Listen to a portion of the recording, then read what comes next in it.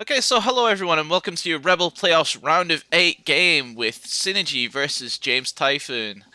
I'm your host for today, Tomo, and I've been, very graciously joined by the one true Blue. How are you doing today, sir? I'm doing fantastic. It's about midnight, but I can stay up for a playoff game, always. You're a machine. Midnight casting. That's how it goes. So we'll just have a brief look at the two teams today. First looking at the Nurgtown Crooners, coached by Synergy. A really big Nurgle team that's basically just been battering his way and punching things through playoffs so far. Star players being Strength 6 Beast of Nurgle. He has the Bearded Aunt, who formerly belonged to Metal's team. A really good IG5 Pestigore ball carrier, and Yellow Grub Marine, the Killer Pestigore. Anything stand out for you here? I think something that stands out that's a little bit weird that I haven't seen it before, but I absolutely love it is Beautiful Screamer. Just having an extra agility 4 sacker is awesome to have. Yeah, Sinich's been hitting a lot against Wizard teams so far, and what he's normally been doing is carrying on that rotor, sorry. And Okay. then, when the Wizard would come down, he'd actually recover it with his Agi5 piece.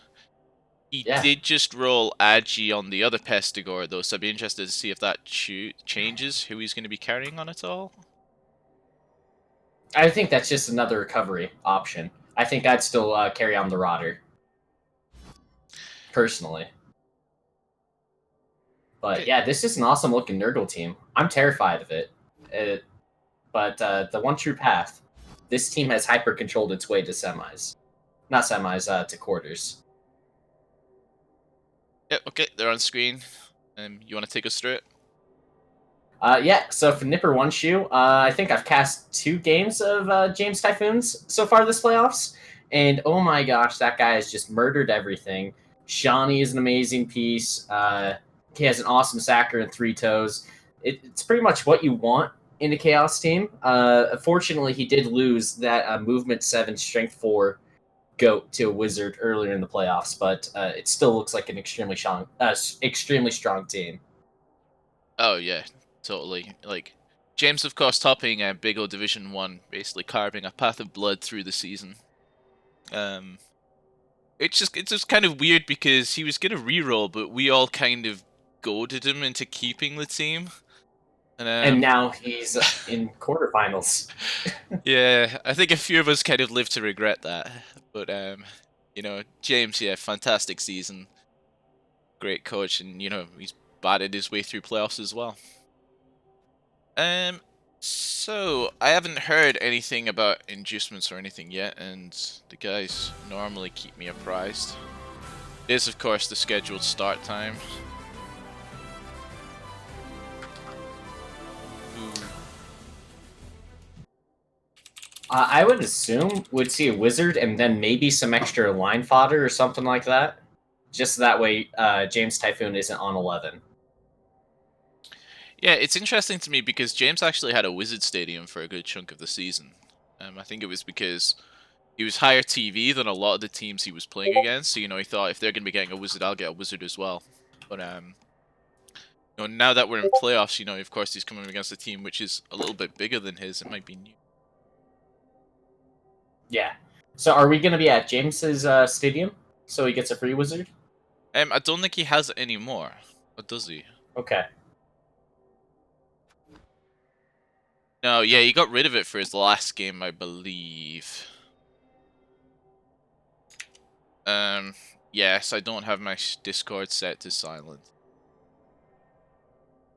So, because that means I can actually realize that that's Synergy telling me that he's picked up a 12th man for this game, and they're heading into inducements just now. So James Typhoon is getting 280k of inducements, which he chose to go Wizard Apo. And there should be... Wait, 30k left? What? Oh no, yeah, Wizard Apple, that's 250k. Yeah, 30k left.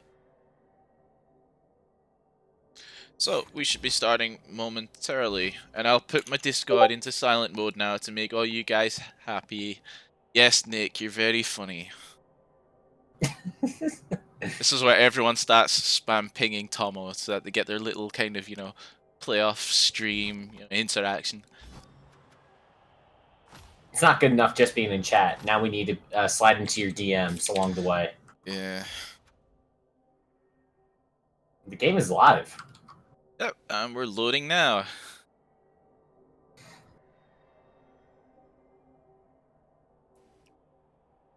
I feel like whoever wins the toss and receives first is gonna be in a really good position here.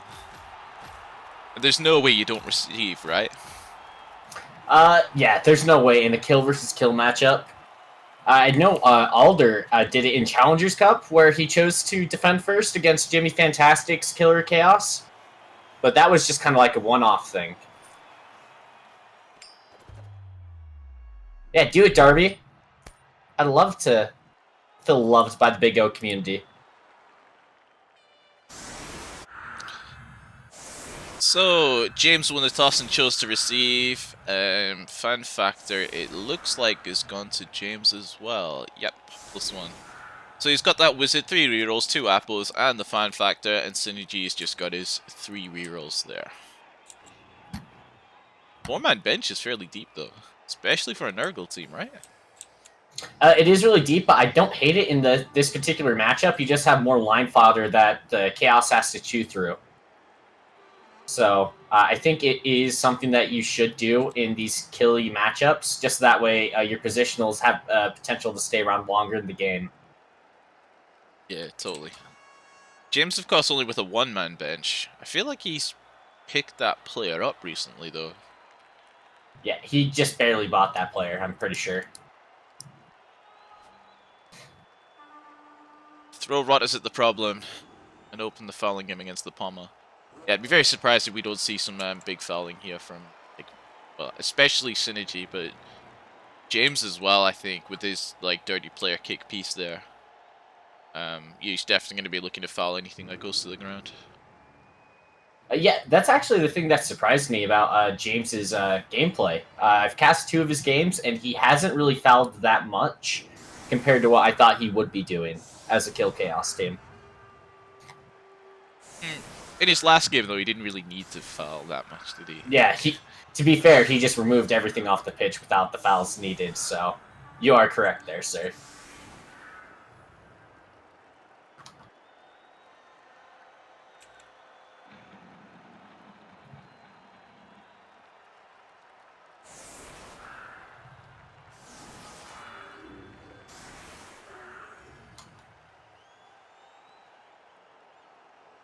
Alright. Everyone's showing some love for the players here in chat. Go Synergy, go James. Just go Big O. I just want to see... If Rel can't win it, I want to see Big O go all the way. Oh, Blitz! And that changes things. The great equalizer. Looks like Nipper One Shoe might be taking a good old pop to the head here.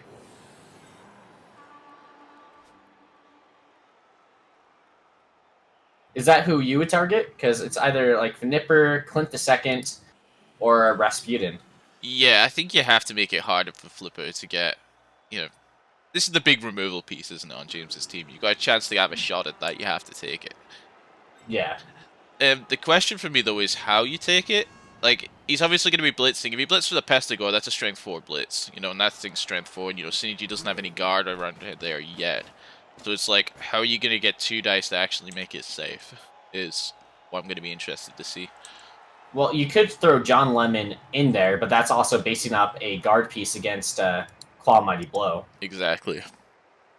You could throw John Lemon just to the left of Nipper and next to Melwalk, and then you blitz from the top left corner from Nipper. And it looks like... Oh, we're not quite doing that.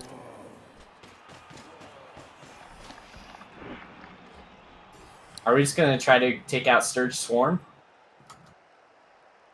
It looks like it. It's a little bit more open on that side, and if he chose to pile on, he could probably defend it a little bit better.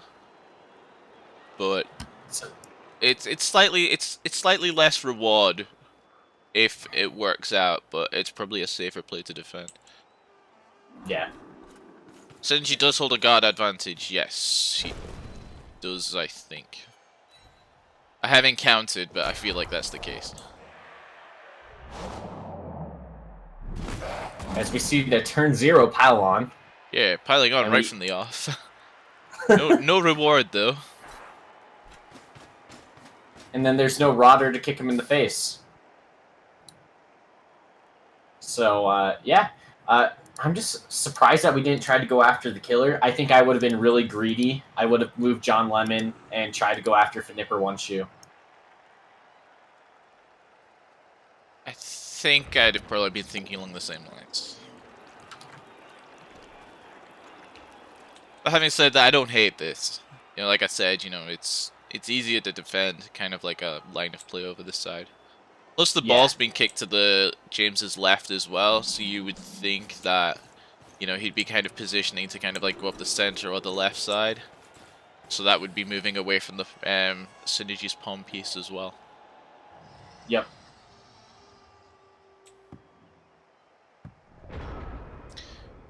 Yeah, he could have just hit with the strength 5 Nurgle Warrior, but I was just thinking of going with the Palmer.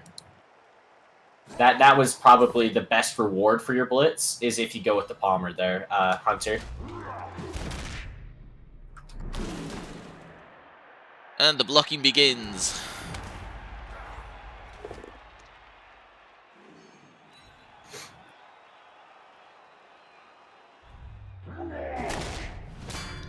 And there's the first removal of the match. Lend me your room is KO'd. I think we're probably going to see like 20 more this game. Yeah, it's definitely a game that promises to be a bloodbath. Interesting to see how hard he tries to commit on the beast here.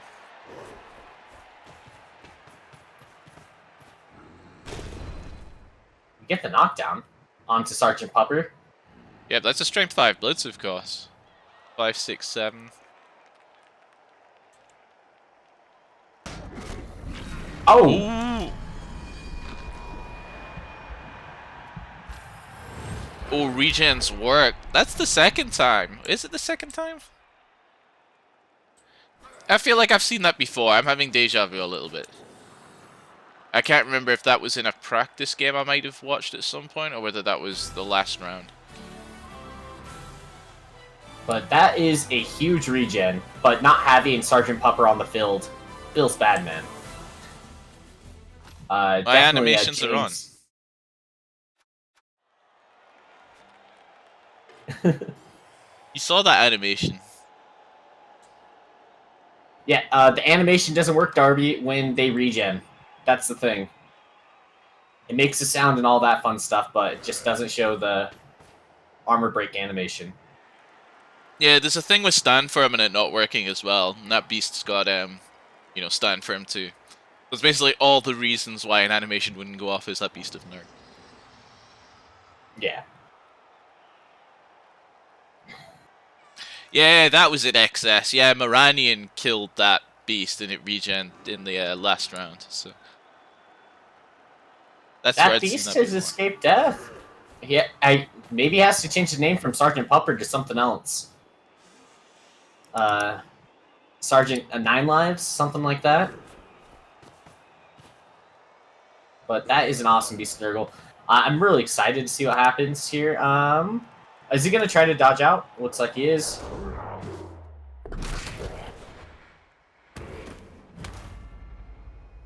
He just ate a stun for that. I do like the dodging out play though to try and get your guy back on the feet. It's just a 3+. Like, I know a lot of people that would recommend sort of, you know, just staying there and staying on the ground and not risking like your player getting broke or anything. But having like a mobile guard piece that you can jam in somewhere to give you an advantage in this sort of fight, I think is definitely worth dodging out. No, I completely agree with you. I'm of the person that's always trying to force people to roll dice and all that sort of stuff. I tend to allow a little bit too many hits because I like to force some dice. Sometimes it works out for me, sometimes it doesn't.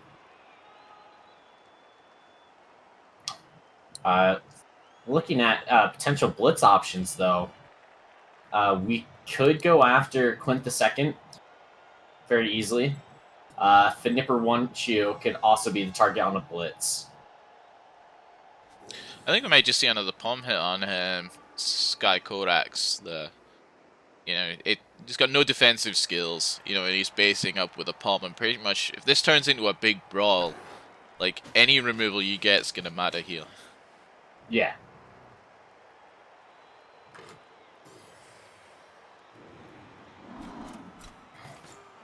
Target the warriors. That's the key. This chat. That's Looks like we're definitely the going line after of play twins. he's thinking.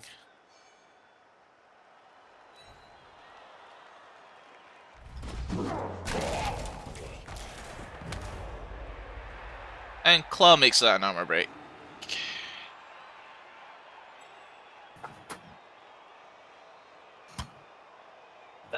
If only it was a removal, but you'll take the stun there, get rid of some guard, hopefully get James Typhoon into a tough spot here, even though you are down 2 men on the drive. Yeah, kind of. I'm a little bit worried for Yellow Grub Marine here, though. Like, he's still on the ground, he's probably going to be doing a dodge out here, and if he fails it, there's really no one around to support him. Mm-hmm.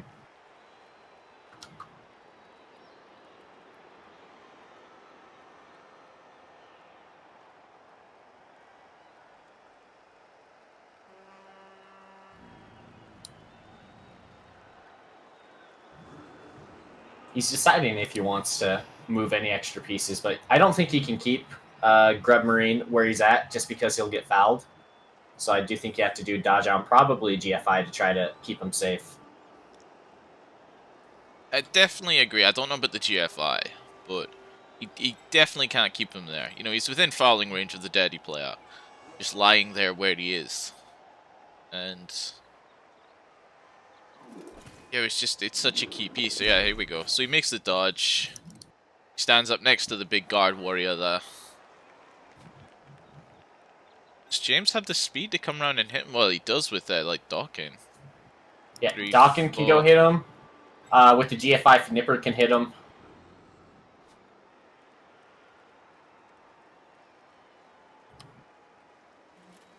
The GFI would have made him a lot safer, but no, we didn't see it. And interestingly, Dear Importance was he's kept on the floor there. We're seeing the immediate hit onto Grub Marine. It didn't even think about it. Just identify. Wow. What? That is huge. And the regen could also be huge in the context of the match. Yeah, So that is 2 removals that regen is saved. But this drive is pretty much one for James Typhoon at this point, being 3 men up, getting 2 huge removals. Yeah, that's the point I was about to make. Like, if you're James, you're feeling really confident and really comfortable with this drive now. But because of regen, kind of, it's not kind of like an auto win. Yeah.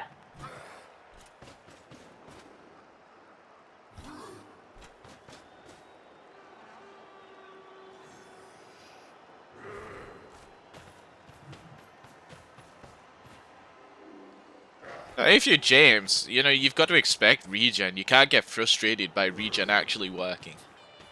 And if anything, a lot of people say that, your offensive drive is actually the difficult one. It seems to be a widely held view among, like, Blood Bowl players. And with those removals, they're making his offensive drive, I'm not going to say easy, but easier.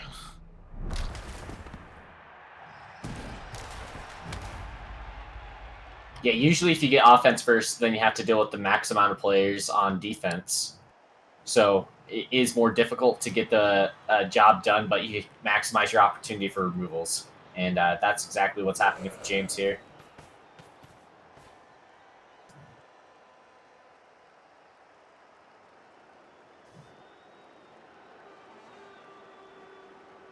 Yeah, that's a big point, Luke.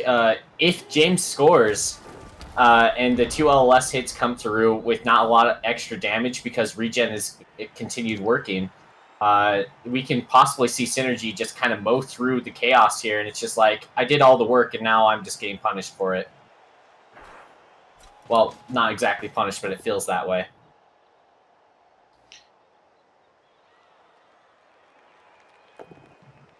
It's only turn 2, but, like, I know. I think Synergy, like, he's re-rolled that just to try and make something go his way a little bit, and I kind of agree with it. Yeah. Didn't quite work out, but I also like the reroll. You can also set up for a big old foul on Clint II, which it looks like that's what he wants to do. Nope. He did not set up for that. I was expecting him to move the bearded ant one closer, so that way he can just get the easy 2-die onto Shawnee, foul Clint II, and try to get some extra removals, but Synergy decided otherwise.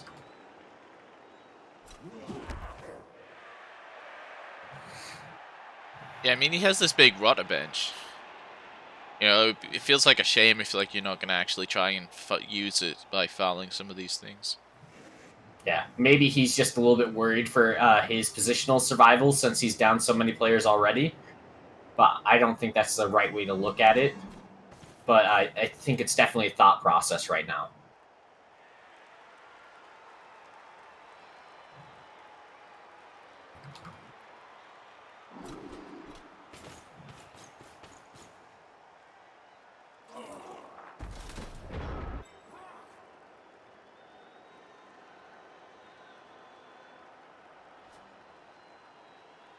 I mean, the Ag 4 guy can still get hit there, but like, it's probably not the best target selection. No, and it looks like we're going to try to encircle all the Nurgle warriors here.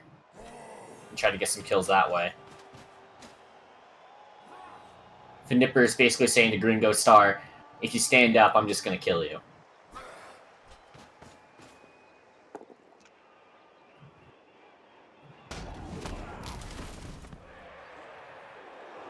No armor break that time.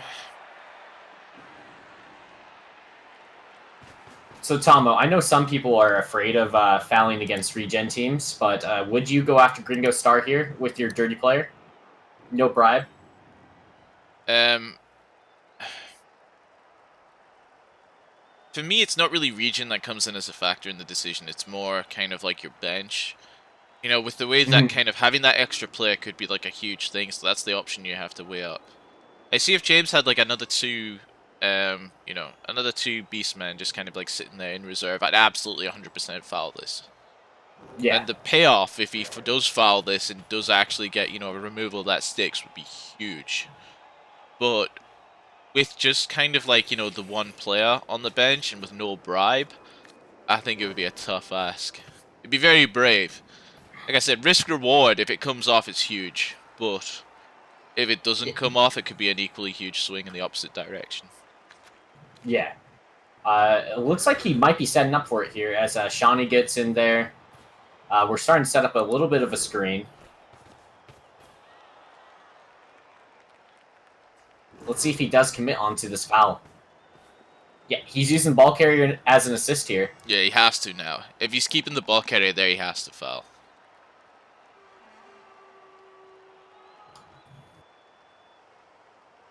I feel like he's kind of talking himself into this right now.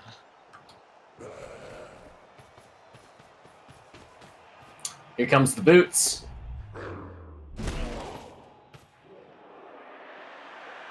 And it hasn't stuck.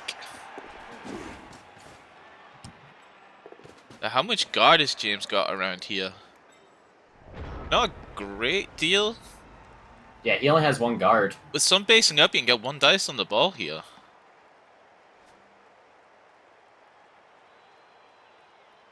If he just stands up that rodder that's on the floor, maybe brings the Pestigo around to base up the warrior at the front, which is a scary thing in itself. But I guess, it's asking the question is, how much does Synergy actually want to try and stop this drive? Does he want to play like the removal game and just sort of sit back and go, okay, your scoring here is a given. I'm just going to try and take some hits and get some removals where I can? Or is he actually going to commit and actually try and throw a wrench in the drive here? Yeah, I think that's a big ask. If he wasn't down 3 players already, I think you 100% go for that sack on the ball. But being down so many players, I don't know if he commits to it because he'd be committing to a big fight that he won't necessarily win.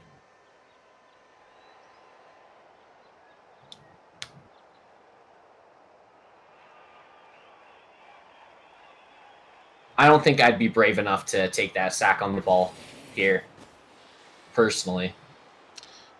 Chat is saying who recovers? Like, I'm not always kind of the opinion that a sack on the ball carrier is worthless if you don't have recovery, because you're forcing him to actually block your guys down, and and get into a position where he can recover.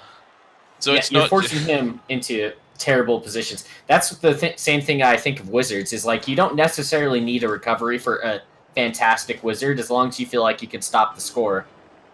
Sure, Yeah. it'd be great to get your score of your own, but it doesn't always work out that way.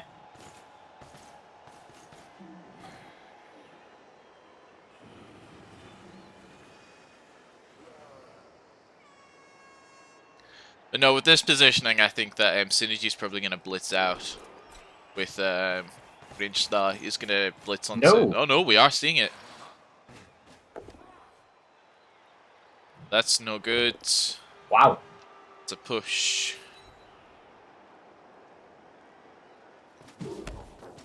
That's a 55% shot to sack the ball there. A little bit unfortunate that he doesn't get it, but I don't know if I would have used the reroll since I already used a reroll on turn 2. Now you only have 1 for the rest of the drive.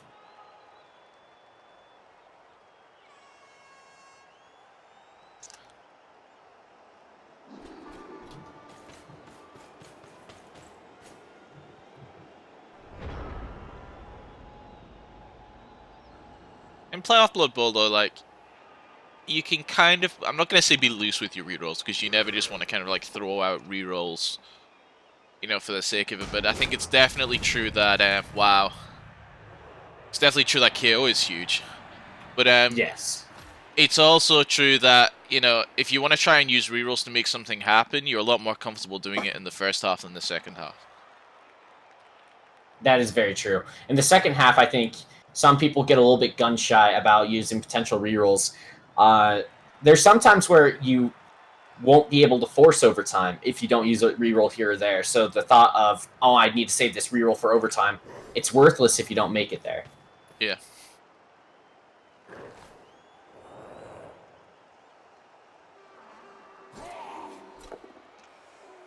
So we are down to 7 players for Synergy on this particular drive. As James Typhoon still has a full 11 on the field.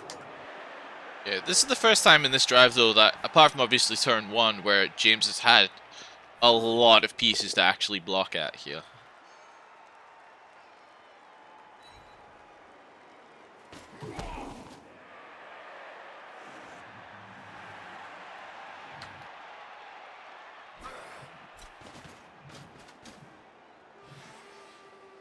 Foul appearance. When it works, it works. He's thinking about it. Wow, he Does rerolls it? that. You are in a strong position being 4 men up. That I don't hate that reroll.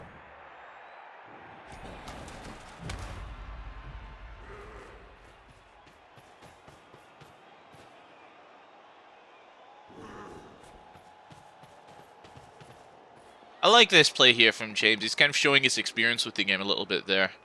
I feel like a lot of like newer coaches would have thought, okay, I'm hard committed down to the right-hand side. I need to keep pressing and keep going forward and kind of, look to score that way. Whereas James correctly identifying that he does have time. He'd be safe over here. And there's the first injury that actually sticks. And it was that Agi4 Pestigore that based up the Chaos Warrior to give him the 1 dice on the ball. Yeah. And if Synergy goes through, the Agi4 Pesty will not be here next game.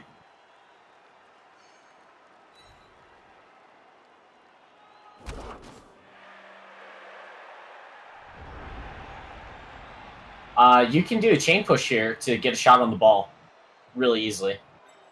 Yep. Hit the Skyrocks into the Nurgle Warrior. That pushes the Nurgle Warrior forward, and then you're in. And the question being, though, you'd be based up by, like, 2 guard. So you're talking kind of, like, red dice for it? Mm-hmm. You could blitz down Rasputin and try to push away the other guards. That way you do have a 2 die on the ball here. But yeah. Yep, that's well spot. Yeah, blitz him down. If you follow through, you can push Paul McGrassney down and left.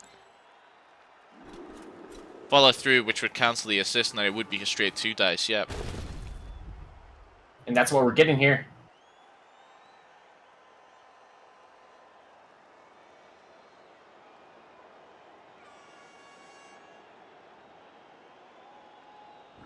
He must just be planning this in his head. I don't see a reason. Yeah. Oh wow, instant reroll. Is this still 2 dice? Yes, it is.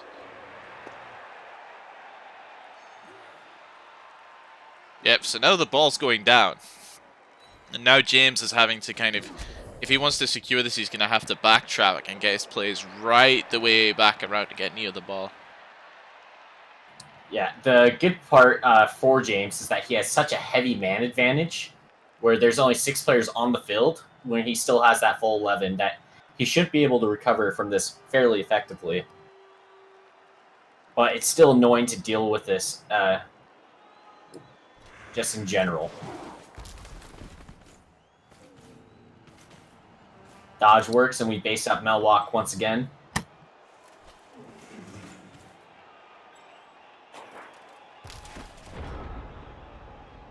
Yeah, I was looking here whether dodging that last rotter out and trying to kind of secure and get around the corner a little bit would be worth it, but you're talking at what, like a 3+ and then maybe 1, sometimes like 2 GFIs to make it? Yeah. If he still had the reroll available, I probably would have considered it, but burning it onto the sack probably wasn't worth it. Well, he just stands that rotter up and it takes a punch for a stun. Better him than a positional.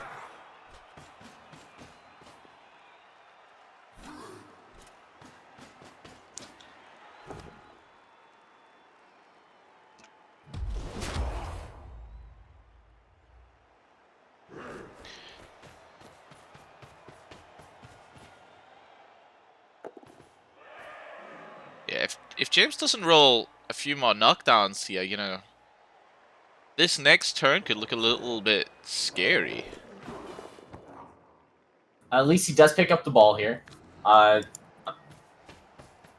Does back up, makes it very hard for Synergy to get a sack on the ball using Scabby Road.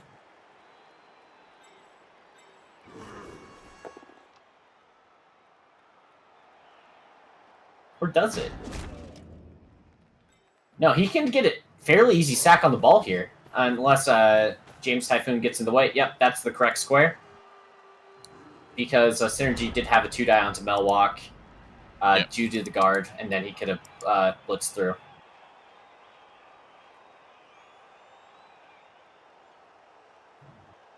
Of course, with Agility 5, you could still go for a sack on the ball here.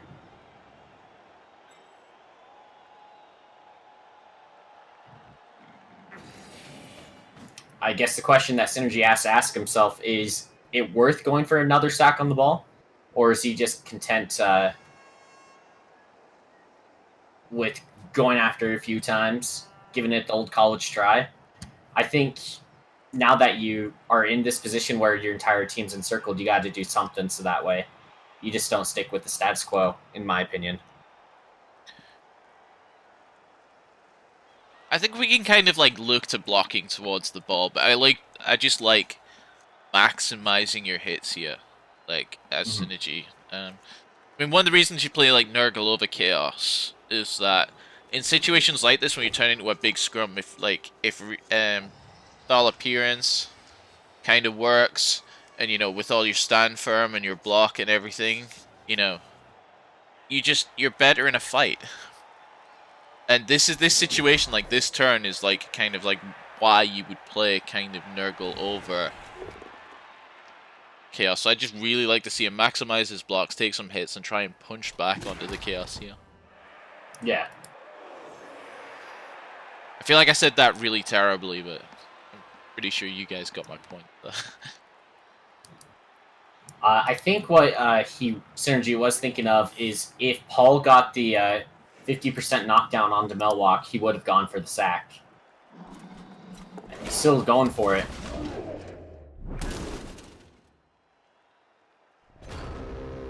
Yeah, but no reroll left to commit to that, so.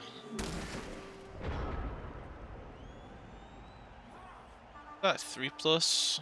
Yeah.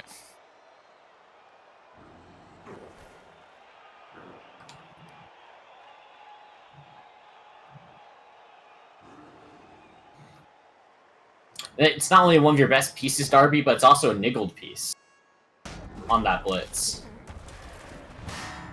As John Lemon is also KO'd.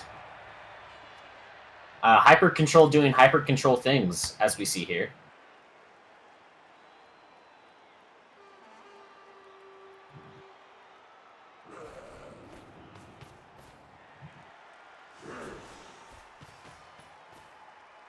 No, yeah, I wasn't keen on that, but at the same time, you know, like, this could be a little bit of a trap for James here. Like, it is on turn 6, which means that by the end of next turn, he needs an established scoring threat. This is ballsy from James. Foul appearance, working again. Oh, he just hits it with another one.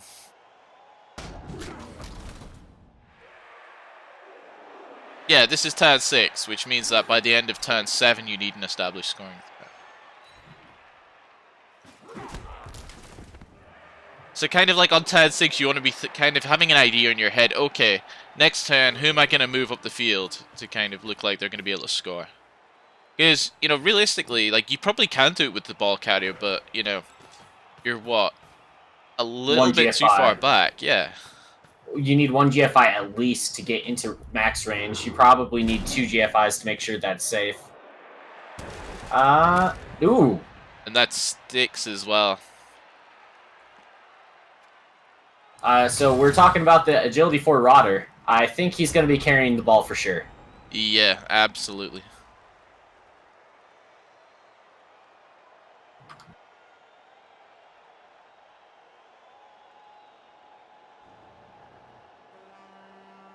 Yeah, so you could probably get away with 1 GFI and just do the 3 GFIs total that you need to do to score with James Typhoon on a script Trunel here.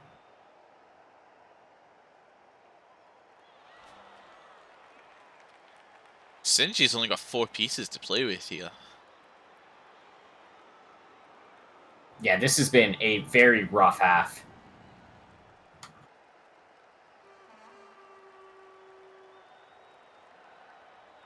It really is excess. You lost both Agility 4 Pestigores. Well, not Agility 4, but Agility Up Pestigores. 2 of your Nurgle Warriors are KO'd, so they're not even guaranteed to come back. This is just a rough position to be in for Synergy.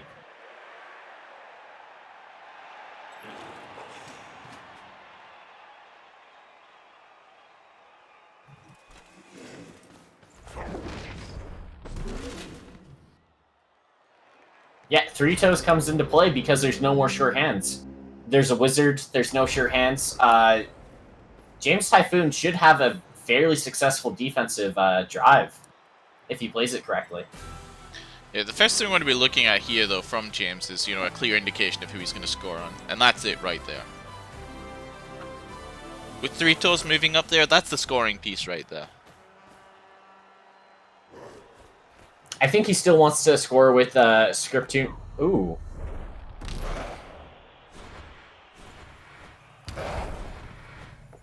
Alright. I still think he wants to score with that Sure Hands piece, but he has the backup just in case. That's another KO on a warrior. Yeah, Varkson, James has a wizard. Yeah, these KO rolls are looking more and more important as well. It's going to be an interesting question for James next turn, though. Like, you know, 2, 3, 4, 5, 6, 7, 8. Yeah, is he going to risk doing 2 GFIs to score on the guy who's got the ball at the minute? Or do you just take the 2+ handoff to score?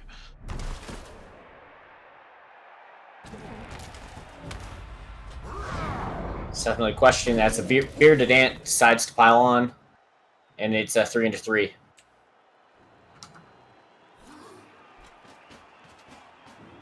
If it was me in playoffs, I'd just do the 1-2+ and score off the handoff.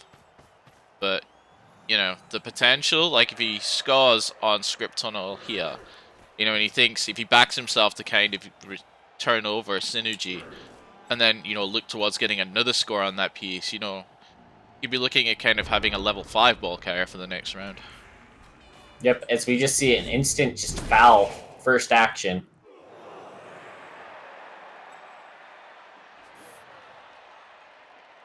No reward, but they work sometimes. Yeah, every once in a while you roll boxcars to break something that's standing still. Based up 3 times. So what are you thinking? 2+2+ to score? Is that okay, or are you just doing the 1-2+? Ooh, he hits a 6. Personally, I'd try to score on a script. I'd be a little bit greedy. Having the man advantage that I do, the amount of KOs, he only gets up half of them, so you're looking at best case scenario, just 1 warrior, as he's just going to do the 1-2+. Like, this is the safer option. I would have gone for the greedier option with the game state as it is. Yeah, I'll disagree on that one. I think the 2+ every single time. You know, games have been won and lost on 1-36s before. Yeah, they have. But the one thing that I was about to talk about was just the extra set of line of scrimmage hits that you're going to give up. That could be a difference. So, 2 of the kills get up there. So that's, you know, bang on the money. 50% chance to get up, 50% of them get up.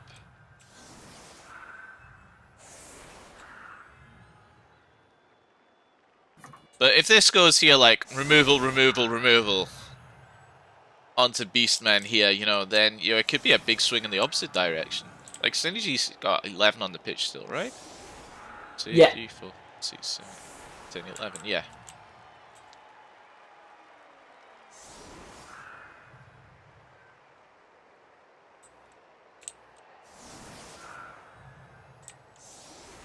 Yeah, Alder. The 2 sets of KOs, not 2 sets of KOs, 2 sets of LOS blocks, I think is an underrated aspect, and that's why I would have been okay in going for the riskier score, because if I did fail, I wouldn't be giving up an extra set of LOS hits. It's a little bit risky of a thought process, but it's something that you have to think about.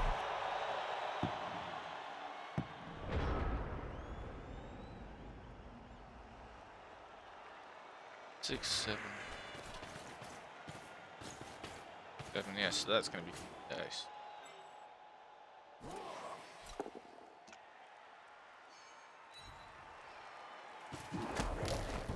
Claw Mighty Blow is still doing nothing.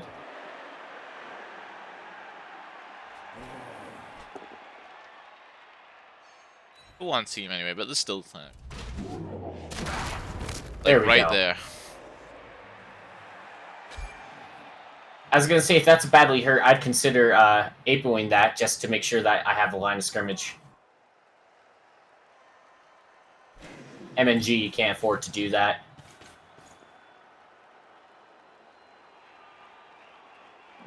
Five, 6, 7, yep.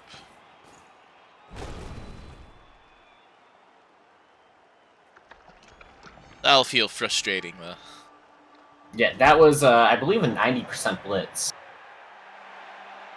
In terms of getting a knockdown. It's with the beast. They're still getting the mighty blow at least, but you know, just not working out. Foul? I'd like to see a foul. Maybe chew through an extra player.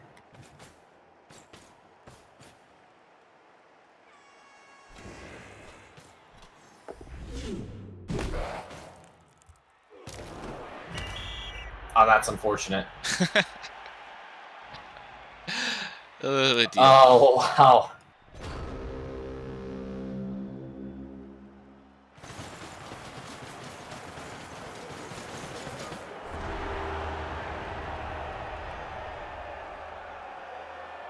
Yeah, I agree, Darby. The LOS hits and the Blitz have to do a lot of work for Synergy to have a shot in this game.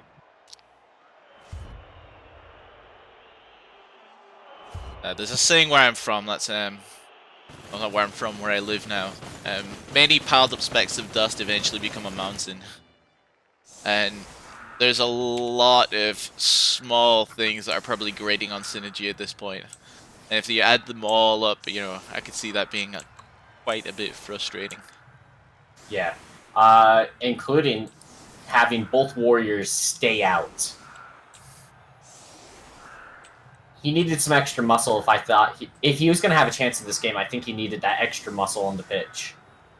You have tons of Rotters who are AV8 and very, very killable.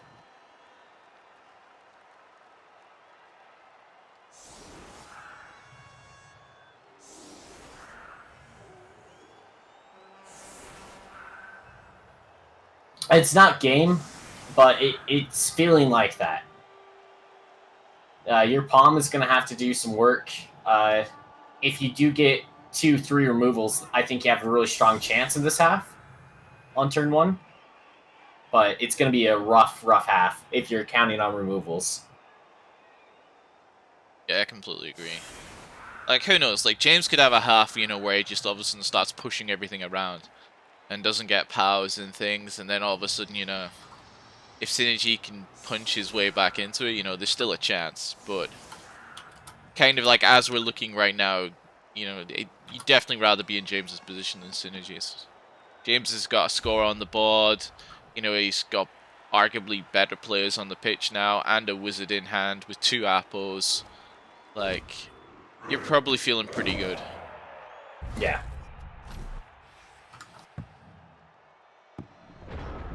Yeah, Darby, it was 6 KO rolls. He got statistically what he was supposed to get the first time, and then those warriors just stayed out.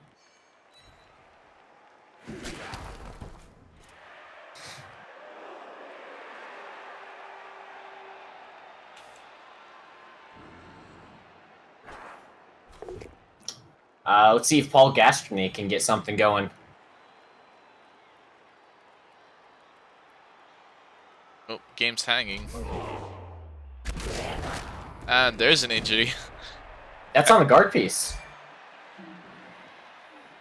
That'll be an apple, I think. No, it's not. Lets it sit. Wow.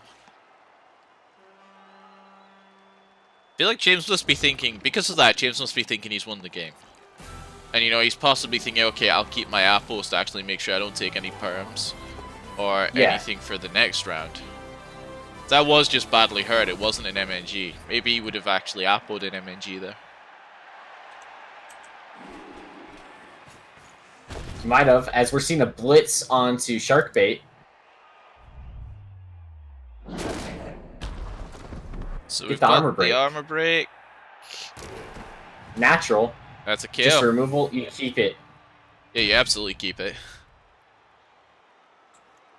You get your killer back into a safe spot. So you got 2 removals, like you're hoping for. This half is all of a sudden more interesting. It's still going to be an extremely difficult half, but it's not unwinnable like it felt like to start off.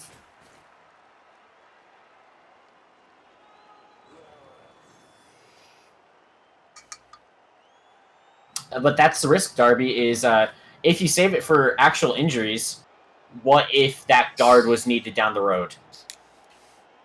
Something like that. It's going to be extremely risky.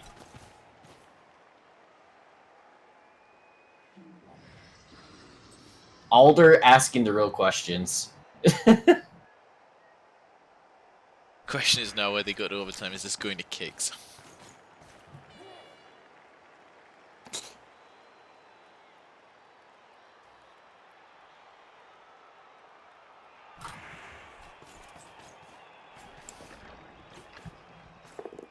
It's not 9v9, it's 9v10, Darby. And in favor of Synergy.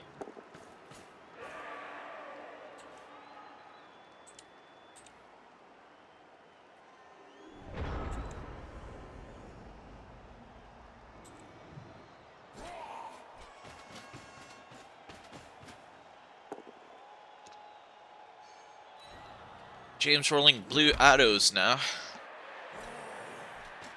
You feel good about that if you're Synergy. Just get a little bit of momentum as we're seeing just lots of basing. James, I think, is going to show his aggression here as he thinks that he's got the win in the bag as long as he gets the score. Well, gets a good wizard opportunity, not necessarily the score. Yeah, in a way, I think he's been given the opportunity to play like this by those extra 2 warriors kind of like staying out. Like, if those warriors are on the pitch, you know, you feel a lot less good about basing up and giving out hits on, you know, to your opponent. Yeah.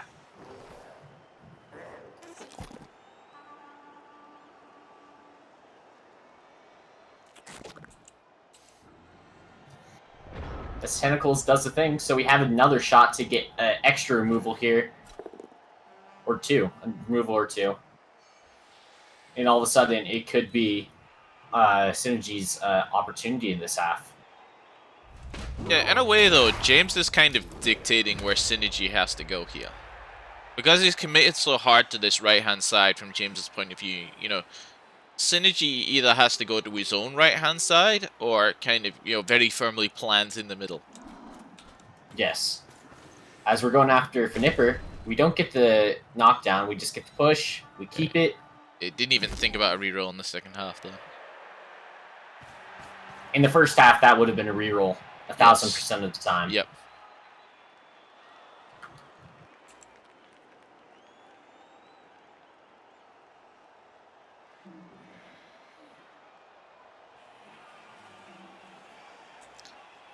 Synergy here probably just kind of like taking a deep breath, thinking, okay, where does he want to put the Beast of Nurgle? Where does he want to have his cage? You know, you've got lots of time in playoffs. Just sort of, you know, take a deep breath, slow the game down a bit, and, you know, just work everything out in your head before doing anything now. Yeah, the worst thing that you can do is rush when you're frustrated.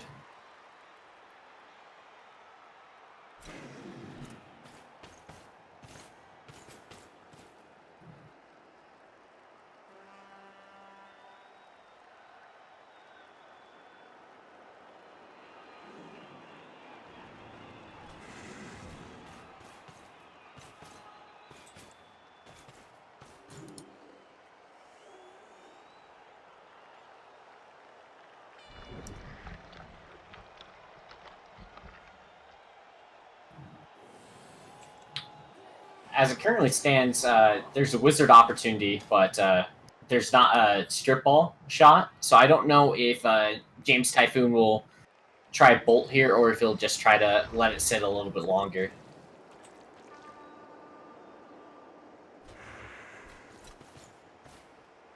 It's that sort of wall that Synergy's building at the front there. I'm not too sure how keen. Like, he's got a cage, and then he's got his cage screened off. You know, so I'm not entirely sure, you know, just how effective like a wizard would be from like a recovery point of view there. From a recovery point of view, it would have to have a generous scatter directly south if you're looking at Synergy's point of view, north if you're looking at James. You could blitz Lend Me Your Womb off and then have the Agility 4 try to get the ball on a recovery.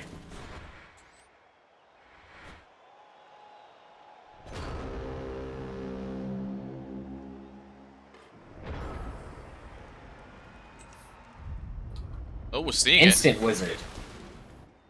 Does not get the generous recovery option.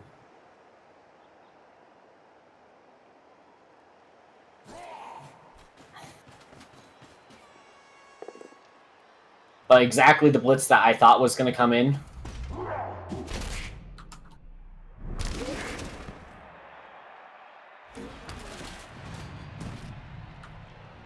Yep, so it's another Claw Mighty Blow getting a KO for James there. Yeah, I'm not sure if I like the wizard. I was just saying I think that James is feeling really, really confident just due to how the game has been going around his way. So he's just going for the throat, going for the kill immediately.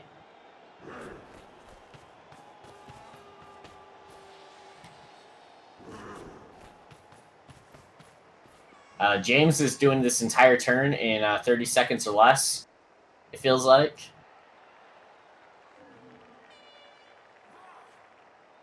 And that lends a certain pressure to it of itself. You know, if you're taking your time, you're thinking about everything, and then your opponent just always goes, okay, you know, bam, there's my turn done all the time. You know, that exerts pressure on you in its own way.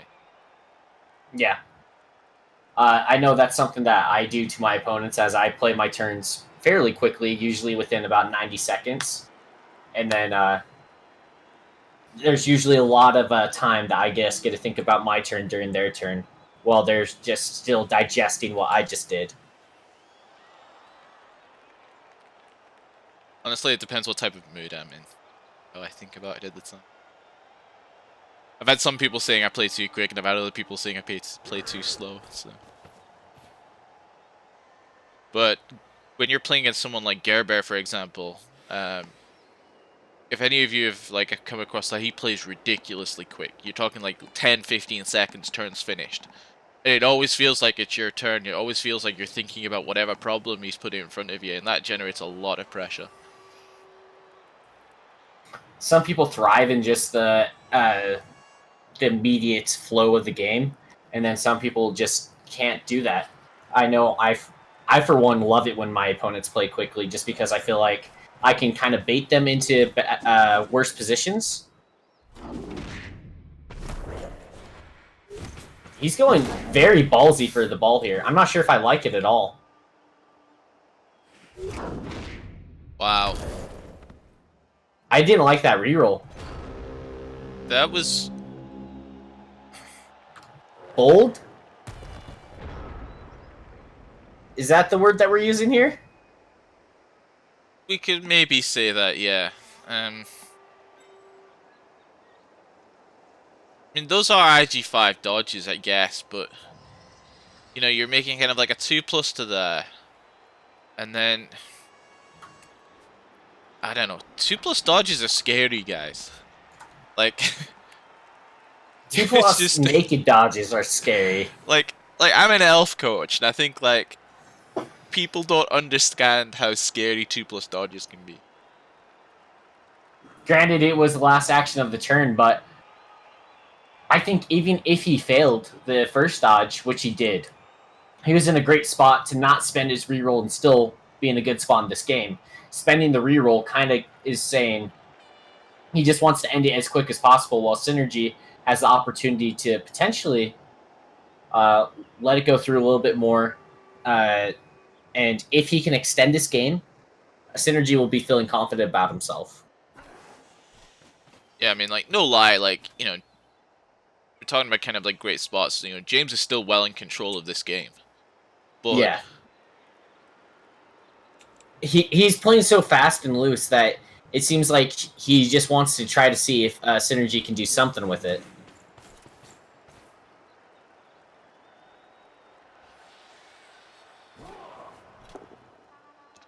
The Beard Dant trying to get a removal. Just stun. just any kind of armor breaks here is what he needs, though. Just if he can just get some breaks and make it so that, you know, James has got less pieces to move around. You know, because right now it's just kind of like just a big tide of chaos everywhere. Of course, when it's your drive, you know, you have to use men to actually defend the ball, so it always feels like your opponent has more pieces than you do. You just can't commit as many of your pieces to actually fighting. So like any sort of stuns that you can get to kind of, you know, even that up a little bit are well needed for Synergy at this point. Yep.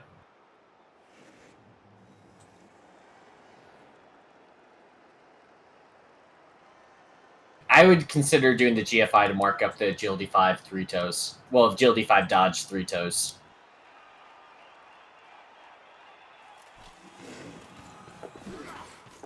Doesn't do it. 2+2+ has the ball.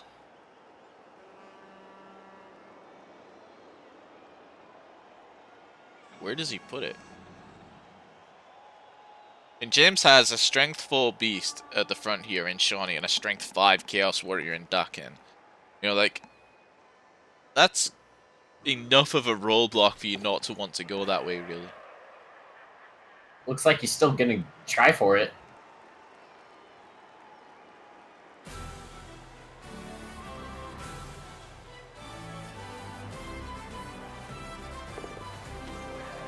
But if you put the Beast Nurgle on the Agility 4, all of a sudden the front of your screen is extremely weak. Yeah. Like, this is a damned if you do, damned if you don't situation. Like, right now, what, Dockin, like, if he doesn't do that, Dockin just takes the hit onto the Rodder. And if that's a knockdown, you know, he's automatically got a way in. Like, it's just a numbers game here.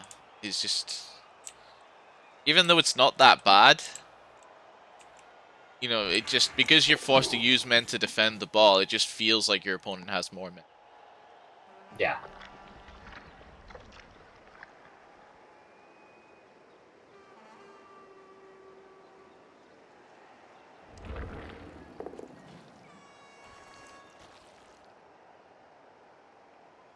I like that spot with the Beast Nurgle right there. That's actually a great spot for it.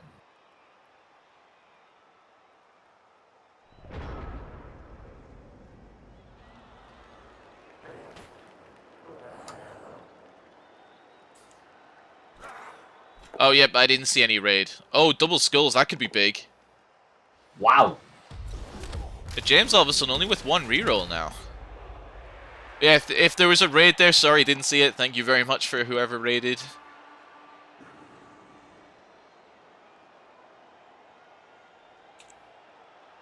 That's another reroll that James has essentially wasted. I think he's just continuing to play really fast and loose, and if he gets the ball, that's great, but the more turns that Synergy has the ball and just makes his way downfield to potentially score, the more that James has kind of just let Synergy into this game when he had all of the control.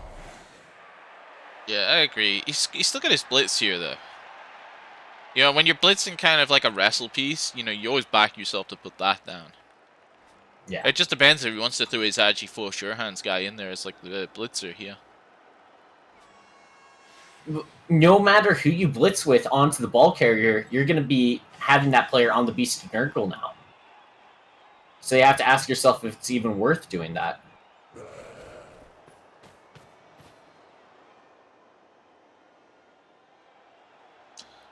That's just a free 2 dice on your Agi4 there. I don't like that spot. Changes it up so that way he was blitzing the warrior. Bases the ball now. Oh yeah, that's true, yeah. He can blitz the warrior, yeah. That's a good shot. Good shout.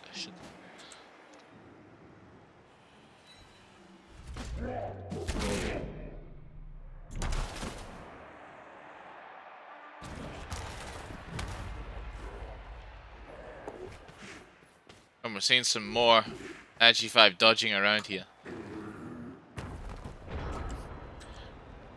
Yeah, he didn't want to keep a Beastman tied up on the Beast Nurgle if he blitzed the ball there. So I think that's why we saw the play that we did that last turn. So blitz from Paul McGastrony straight away onto the Chaos Warrior. Claw Mighty Blow not doing a thing there.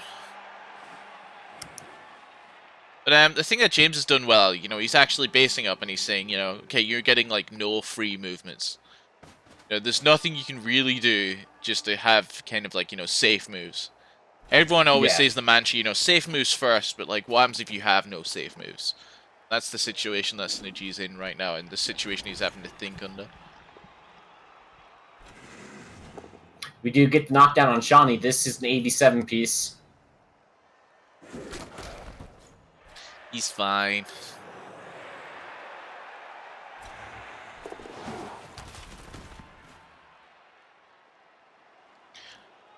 Two, three, 4, 5, 6, 7, 8.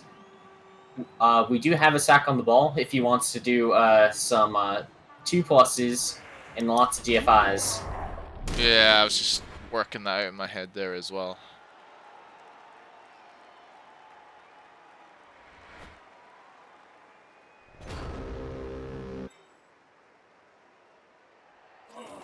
Make it easier?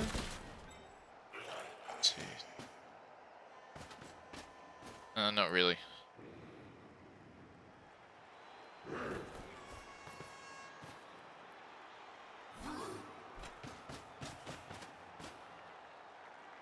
We might just be going for Sergeant Pupper here. No, it looks like he might be going for the sack. Can't tell what he's trying to go for here. Besides boxing him in a little bit first. Yeah, awesome aim. If you do buy the game, it's good fun. There is a steep learning curve. Yep, for any new coaches out there, do check out the ReBBL Rookie League at reddit.com/r/ReBBL. Kind of the side league, oh, that's not a side league, the sister league is the word I'm looking for, of this competition where they take coaches in, give them new competitions, playing against other rookies. They really learn the game properly. Yep. I went through the ReBBL routes. I thought it was a really good. This is my kind of, what's the word I'm looking for? My endorsement of it. It turned me from shit to not shit at the game. I'm one of the guys that, like, I ground my way through CCL because I didn't know about the Rookie League. If I knew about the Rookie League, I'd have joined the Rookie League. By the time I ended up coming to ReBBL, you know, I'd already played a couple of hundred games in CCL, so I thought it would have been a bit unfair. Mm-hmm. Yeah, if you want to allow Alder to post a link, he will do it for ReBBL. Just now. Yeah, I think that James did recover extremely well. He was being really, really fast and loose with his gameplay. Sorry, Alder, I think it's better now. I'll just post it myself.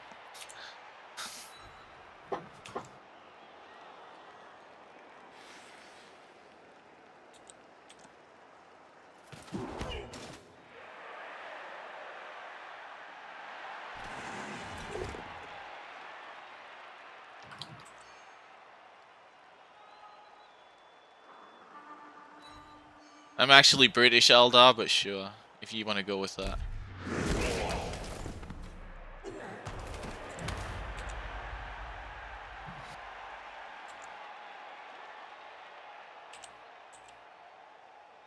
We could go up the left flank just a little bit. It is scary due to Three Toes being in the vicinity.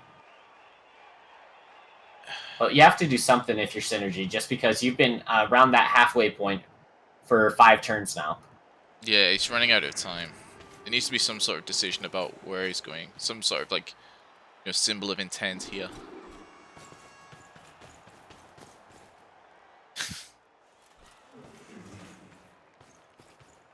Metal and I are actually, our hometowns are actually really, really close.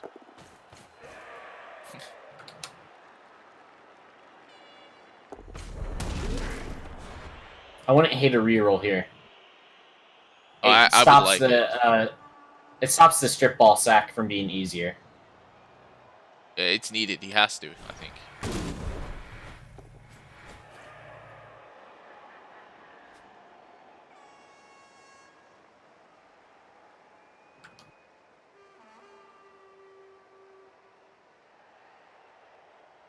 There's not a lot of room for error from Synergy here. Like, after this, he really needs to use his movement to get downfield. Oh! Mickey Namer's dead. That could be a good payoff for James there, even with that player dying. I mean, let's be honest, he's just going to apple this and have it back. But, he lets it sit.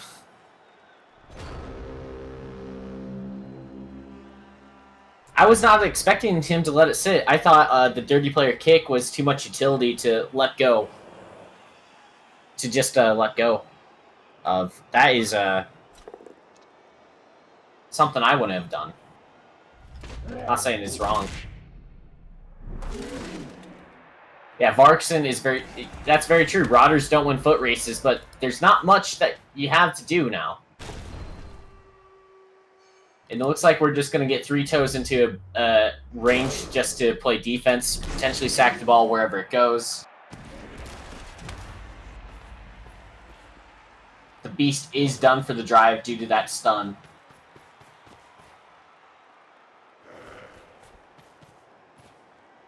We're keeping the strip ball piece centralized. You'll love to see it. Rasputin doesn't quite get a removal. Foul appearance does the thing. Sucks to suck, Finipper.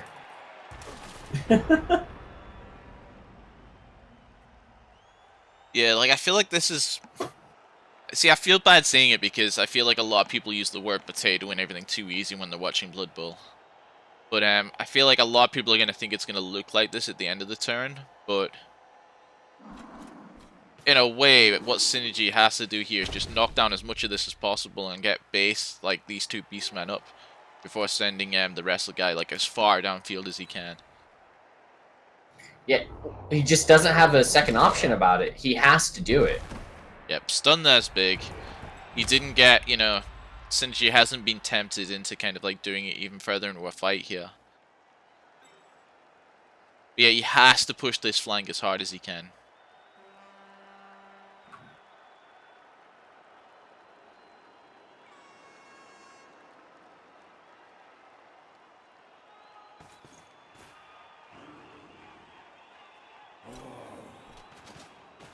Shawnee.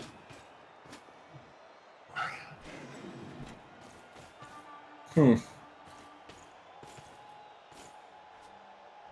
not a huge fan of this. Well, I guess you don't want to base up against Claw Mighty Blow when you're already down men. But I guess I'm as big of a fan of this as I would have been just basing up. Yeah, I don't really see a way to stop like Three Toes from getting near the ball now. That's the problem. Yeah. To be fair, before, like, if you just needed a couple T+ dodges, there's not really a way to stop Three Toes from getting to the ball. Although, he's... Oh no, hang on, he can go this way. Let's see. I guess it is a little bit more difficult going around the top here than I initially gave it credit for. Well, he's got like 2 GFIs with Shawnee who can make it with 2 dice. And you're hitting it a piece with Wrestle as well, so it's basically got no defensive skills. As foul appearance works again there. Yeah, Finipper is not getting his job done. We're not blitzing the ball here. We do get the knockdown on the Bearded Ant.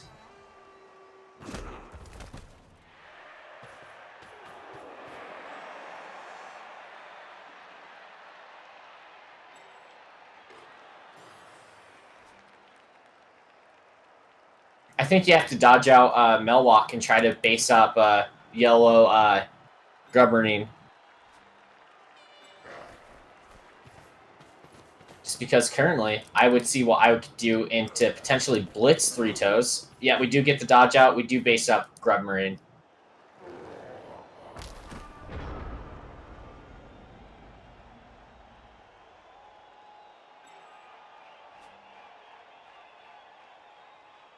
Okay, we're just going to be seeing a blitz. Probably on Rasputin, I think. With maybe the Bearded Ants, and then just sending the rest of these guys downfield with dodges. Oh no, we're seeing the blitz up here. Okay. Gets a KO for his troubles. Like, because of James's aggressive play, Ooh. he has to stop this score. He's used the Wizard, he's used pretty much damn near all of his rerolls. Like, if James doesn't stop this score now, it's a disaster.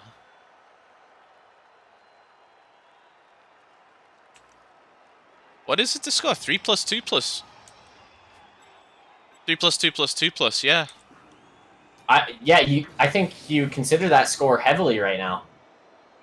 Just get it over with this turn. Yeah, I mean, if Synergy scores here, like, with the amount of resources James was putting into this half, you know, it could be huge. And then all of a sudden, if those 2 Nurgle Warriors come back, yeah, it's a huge game swing.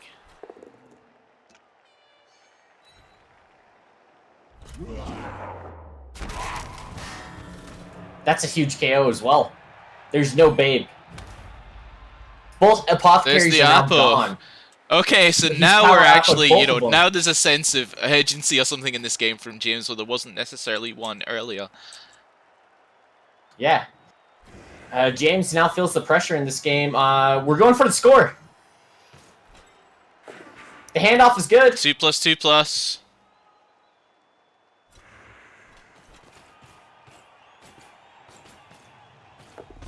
fell the first one. He hits He it. makes it. Wow, game's on, guys. James's aggression bit him in the ass there. Wow. Synergy is back in the game. From what people were probably saying, it was a done deal by turn 4 for James. Now has a real shot to just not even make it to the next round. Let's have a look at James's KOs. Oh, he gets up. But still, he's going to be minus players. James only had the 1 sub. Oh, I got Synergy's KOs. 2 come back, a warrior and a Rota. So he's still got 1 warrior out, but, you know, He has a full 11 now. Yeah, unless James can score in 2 turns here. You know, we're going to overtime. That's another KO chance for this warrior to come back.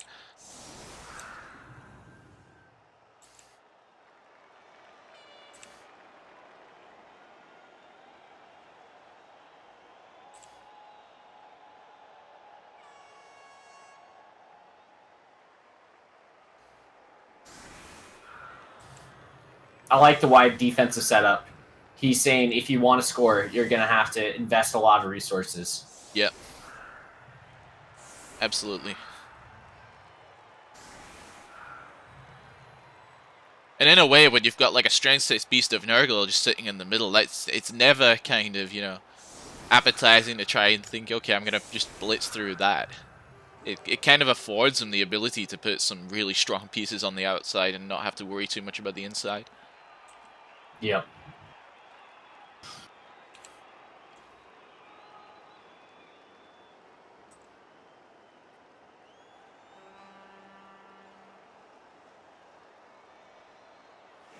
Yeah, that is a fantastic point, Clear. If Synergy wins the toss, they're going to have to put a developed piece on the line, James is.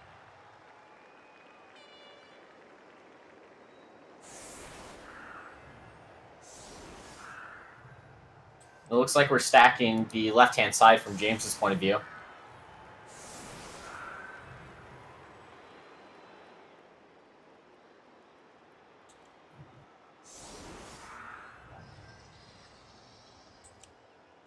I agree, Darby. I think he saw the opportunity to go for the win immediately, and then he took it. Didn't quite work out. High kick, really? That's a great kick for Synergy there. Yeah. No free pickup either. That's huge.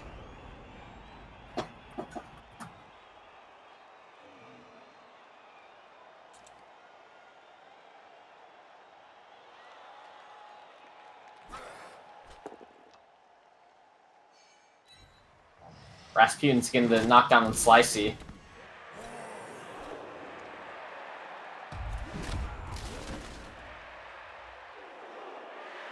What are armors holding all of a sudden?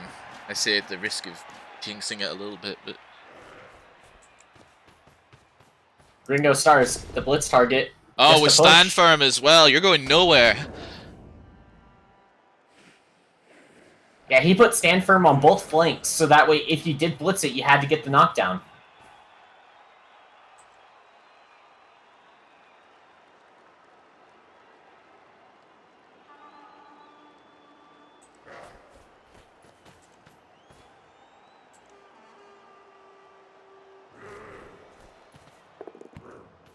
The most we need to stop the scoring threat is just one push.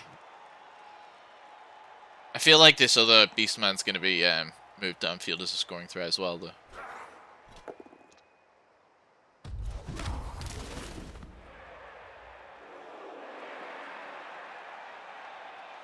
There's no way he doesn't move another scoring threat downfield. Doesn't hit the dodge.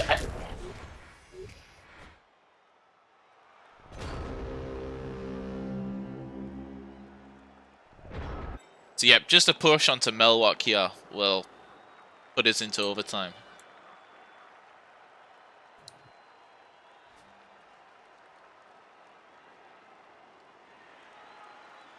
You don't even have to spread the stink, XS. You just have to get one push, and this goes into overtime. But what you should do is you should put Beautiful Screamer right over the top of Melwalk, so that way, if the knockdown doesn't go there, if for whatever reason you roll quad skulls, you still have a bit of a chance. You have to mark them up a bit more.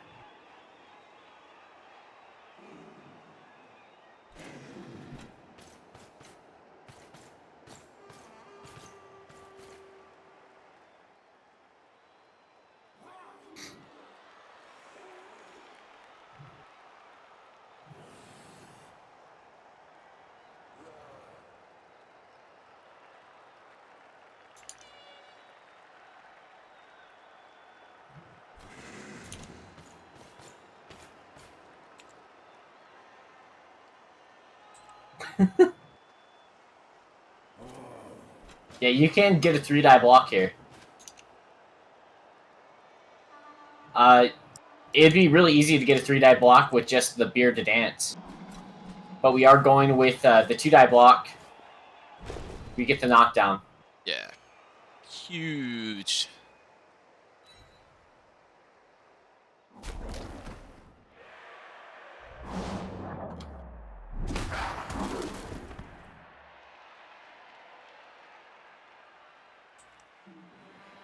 That's it. We're going to overtime then. I don't see any crazy chain push play or anything, so... No, he can put the Bearded Ant into position right in front of Shawnee. And then he can try to hit down Shawnee with Mighty Blow. Shawnee, of course, being AV7.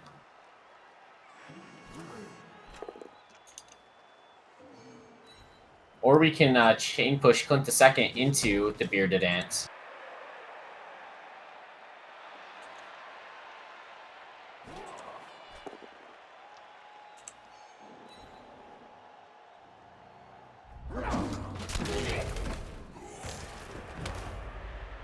Just a stun there. Any removals now would have been huge.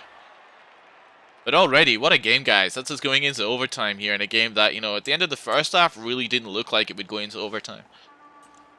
Yeah, at the end of the first half, even at the beginning of the second half with not getting the Warriors, I think some people were ready to call it.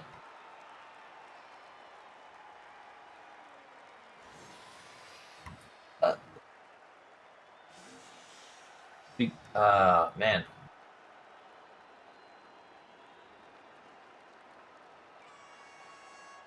I don't think you stand up any of these pieces unless...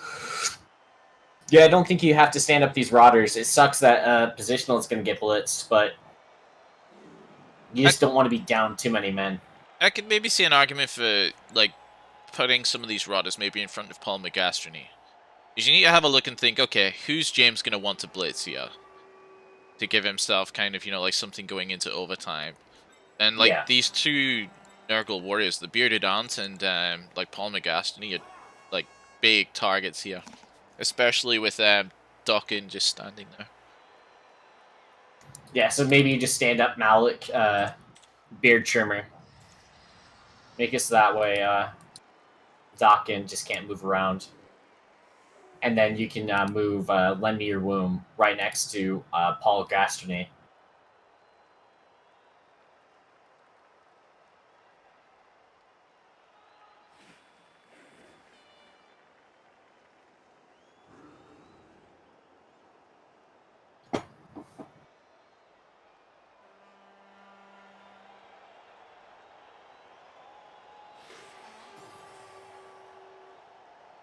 Either we're really thinking about what we want to do with the last bit of movement, or we're in a pause. Yeah. Like waiting, seeing what's going to happen, what are you going to do? How's the overtime going to start? And it's just sitting here for a sec.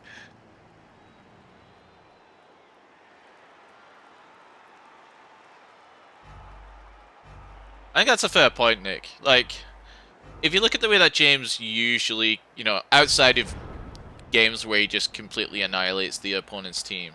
If you look outside of that, James is like an agi coach, really. You know, he had a Skaven team for a long time before that. You know, and he was thinking about re-rolling into Skaven, I think it was, or some other agi team. So maybe that just kind of, some of those instincts got the better of him, perhaps. But you can't deny the amount of like pressure that James's play was putting on Synergy.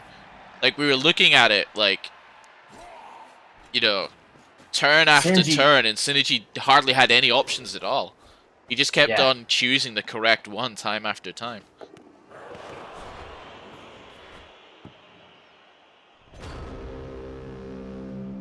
He was gonna play Ogres, was he?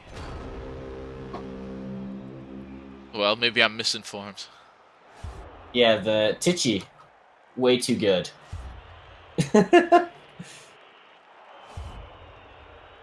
The warrior stays down. That warrior's just never getting back.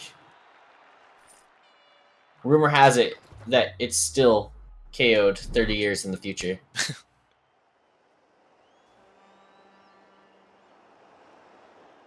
Wow, Synergy wins the toss.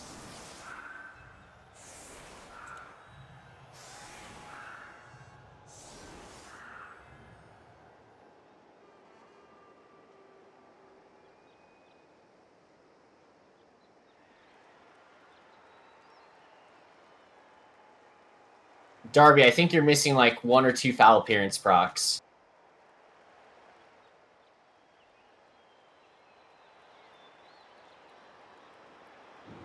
Yeah, it's 11.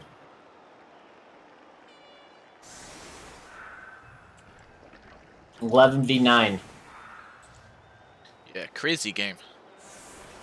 Yeah, Darby, I think there was 1 or 2. I want to say there's been about 4.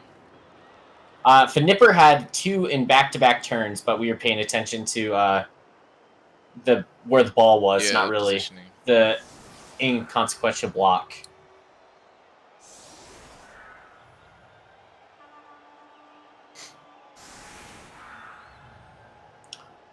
Stacking the line here. This is either going to work out really well if there's no knockdowns, or it's going to go extremely poorly if there's a ton of removals.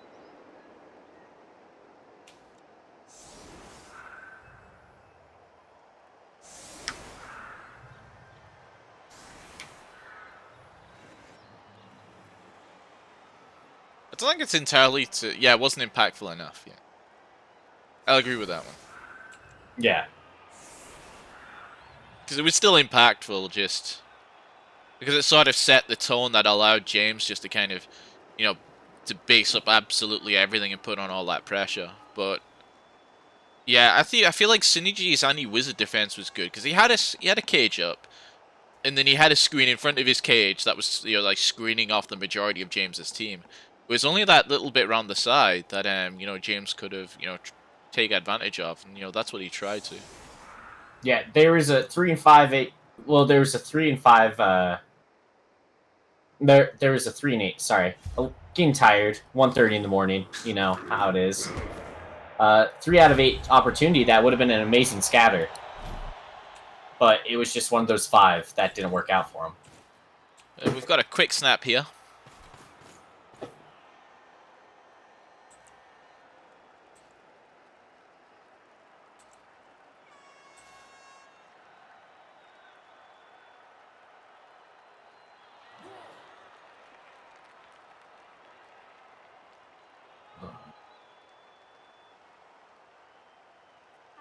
I think it's a statement from James Voxton that James is here to win this. No, like at the, you know, even at the expense of his team, perhaps. You know, he's probably thinking, okay, maybe I'm going to be rerolling next season anyway. So why not actually try and put as much pressure on as possible to try and turn it around, you know? That's a huge 1 and 9.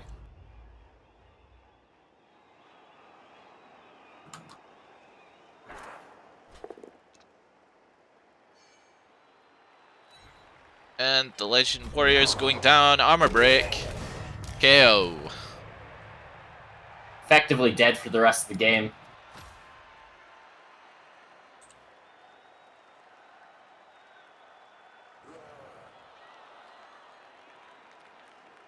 James is now on 8 players left versus 11. I don't think any of us would have predicted that after the amazing first half that James had.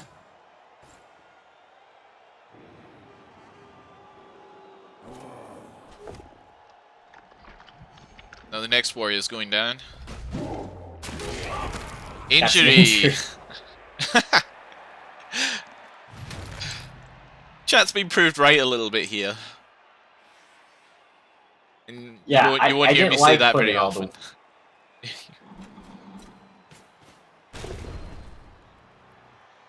That's just a push. There's no way you reroll that.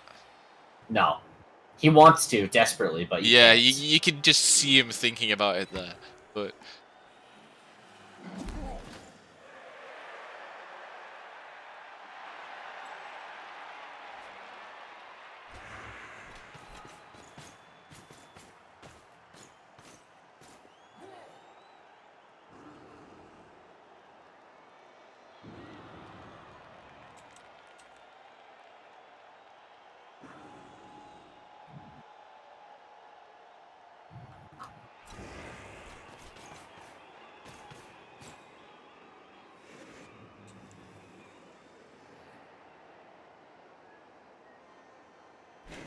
I love what Synergy's doing, where he's not overcommitting just because he has the man advantage. He's playing it very safe, making sure he brings Rotters back to where the ball is. yeah, he's definitely being very thorough about his how he's thinking. You know, all his line of plays here. Where do you put the beast here? You don't really want to base it up onto you know, Shawnee. So like, I don't know. Maybe you could put a lot of pressure on by basing up between Melwalk and Three Toes. I think putting the Beast on Three Toes would indicate where the blitz is going. It just forced where the blitz is going. You could make it so that way you do get a lot of field position by doing that. But also, if you do move it by Three Toes, then there's a fairly easy gap that you can shoot from Paul Gastronomy. Just being the lone person in the middle. So yeah, the beast just sits there. Not risking a really stupid, actually. That's really good.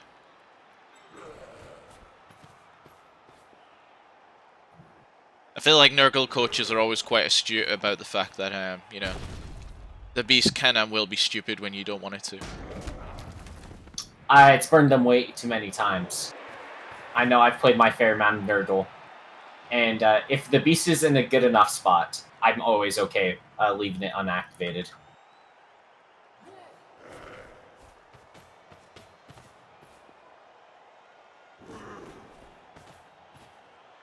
Papa Nasty, there has been a There's a dead dead, Mickey Namer. yeah, there's a dead, dirty player, Chaos Beastman, but that's the only outright Other than dead. that, it's just been MNGs. And Badly Hurts. Fester Day and today was MNG. Yeah, two big MNGs. Yeah, Scabby Road's also MNG.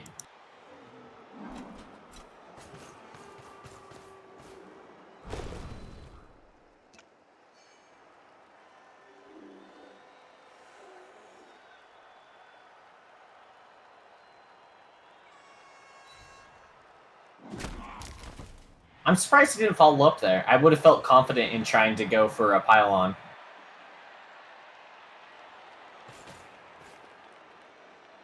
If he was going to be moving some more pieces forward, then I agree. I would have maybe been comfortable enough to kind of move in and pile on. But for this turn, it looks like Synergy is just going to hold his ground where he is and make sure that the ball stays safe. Yeah, I can't complain about Synergy. He's played the second half brilliantly well, where he had almost no margin for error, and he ended up tying it up. So whatever he's doing is definitely working. Except for my need for blood is not getting quenched. My thirst for it. Yeah, honestly, I find games where like one team just completely removes the other team just a little bit boring. I'd much rather see a game sort of similar to this, where like, you know, there maybe hasn't been like, you know, blood like every single turn, but you know, the players have been really forced into, you know, testing their own decision making, actually thinking things through and showing how good Blood Bowl coaches they are. Yeah.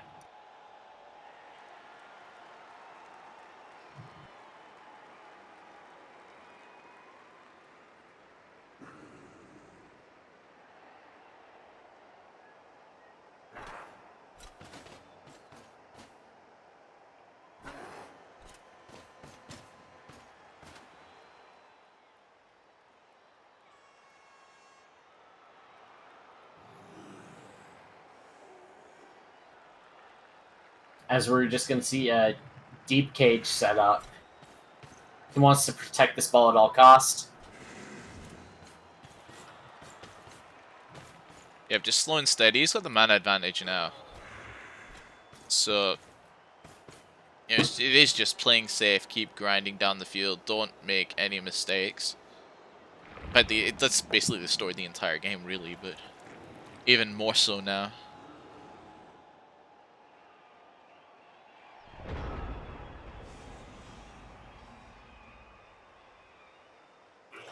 Darby, I don't think he's really going towards any side in particular. I think what he was doing is he's just better off fighting in the middle now. He's not forcing himself to get funneled down the sideline. Does James pulling back the numbers a bit with a KO there?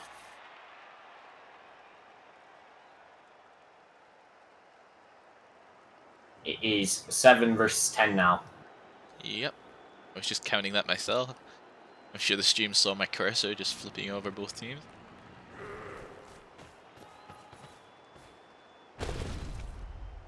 Shawnee going after Malik Beard Trimmer.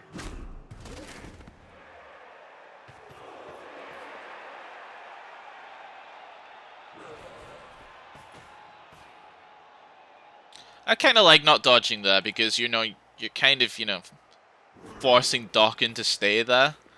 And with the Beast kind of like moving to the left-hand side, I think it was kind of like a symbol that Synergy is looking to move down this side. Mm-hmm. Yeah. With Rotters, they're very expendable. So you can put them onto scary pieces just to get better field position. Yep, so he's freed up his Beast of Nurgle again here with that block there. I think he's going to look to tie up 3 toes. Yep.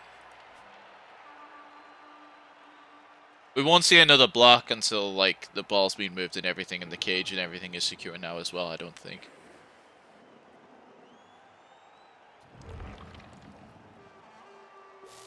Yep, and that's what we were talking about the Beast being stupid last time. Yeah. With the Beast going stupid, I don't think we're going to try to move up too far. Ooh. Okay. I did not expect this. I thought he would have been just content sticking where is at essentially and trying to blitz off. What warrior was it? Rasputin? And just keeping towards the middle. Speaking of the blitz, like, Synergy's got some interesting target selection.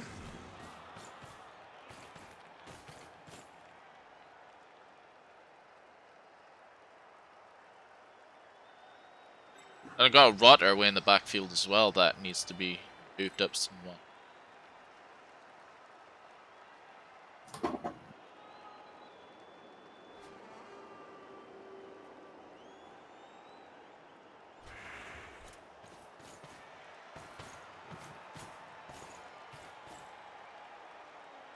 Can we call this an H cage?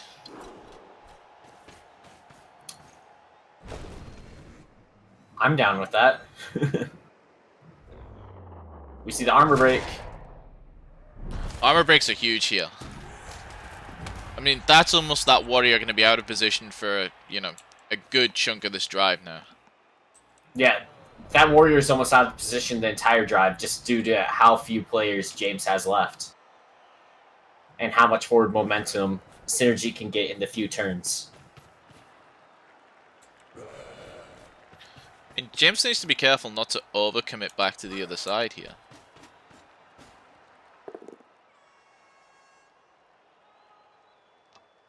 Also, yellow Grubmarine there. That was a blitz I was not expecting. Yeah, because now he's based up his warrior just on a Rotter there who's happily just going to, you know, sit there and say hello to him. Yeah, see, now I feel like Synergy just runs through this gap here unless this dodge out works, which it doesn't. We don't see the reroll there. Yep, yeah, there's a huge gap just to run through here. I think your blitz has to be onto Shark Bait. You can get the Beast of Nurgle potentially in, marking up Shawnee, marking up 3 toes, and then you just take the left-hand side.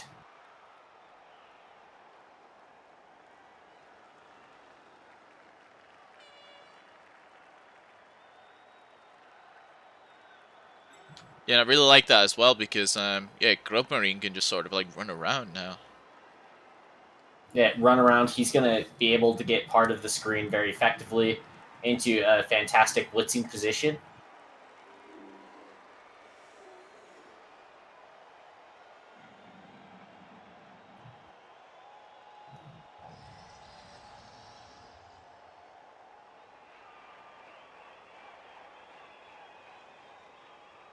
I know there's been times when Synergy's been nervous in playoffs, kind of going, so he's probably just taking a moment here just to reassure himself in his head of everything he's going to be doing before he does it.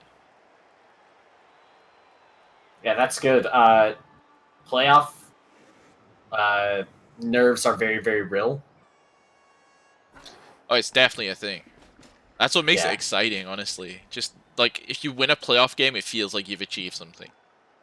Yep. Just because of the nerves and everything, and you know the fact that you've spent like weeks and weeks and weeks, you know, getting to this point. You know, it's Weeks just and weeks so and awesome. weeks, if not years, building a team to get to this point, this opportunity.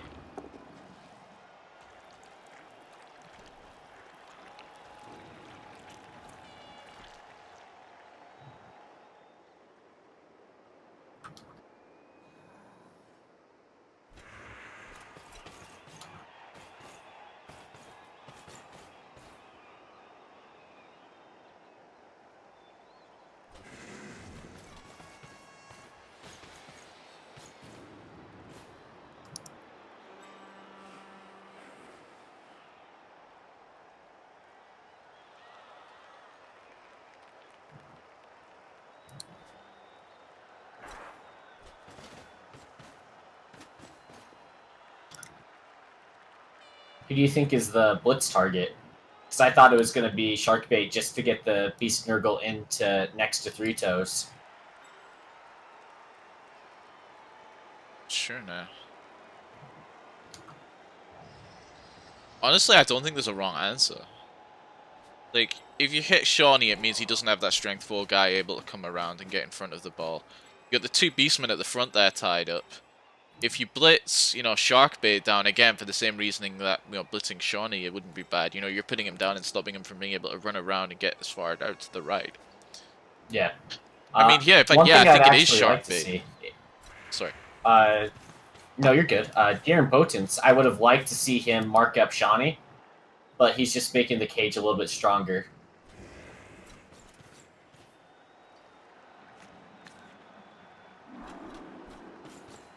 Dawkins is taking the hit. It's going down.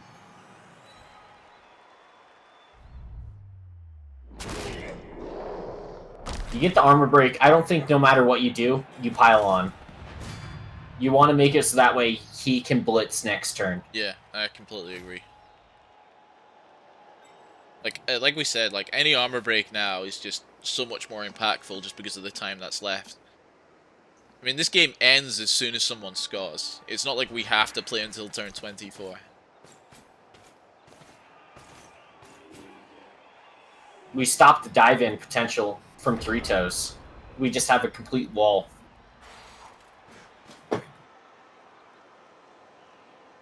I like that positioning a lot now of what he did. Like, I'm just looking at what James can do here. And I don't see a way for him to actually make a play. No, he needs something to go his way. Like a knockdown here.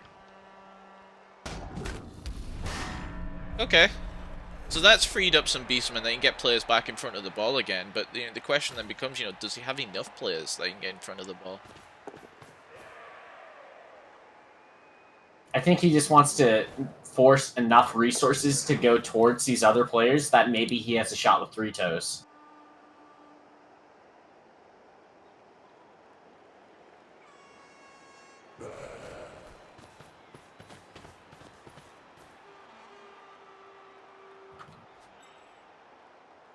Yeah, one thing he's doing is that he's putting his line. Maybe it's, I don't know. Maybe he's thought about it, maybe he hasn't. But if you know, Yellow Grubmarine wanted to blitz any of this front line now, he would have to make a GFI to do it.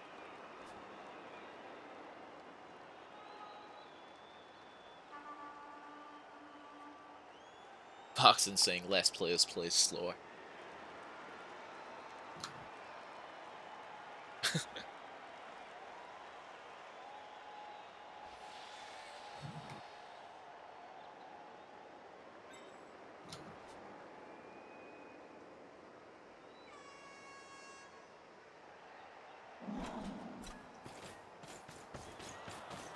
Looks like we're going to try to adjust going down the right-hand side once again. What's that Twitch chat calling violence needless? You guys feeling alright? Another huge stun. Rasputin has not had a good overtime period. James's Warriors in general, you know, haven't really been holding as well as they have. During the They held regular extremely time. well in the first half, and then Yeah. they just slowly started breaking more and more.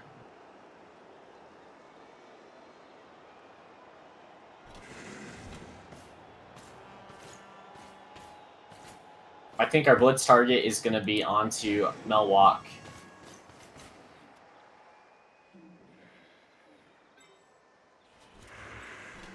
Yep, I'd agree with that. The ball's going to be safe before he does it, though. Yes. Safe play.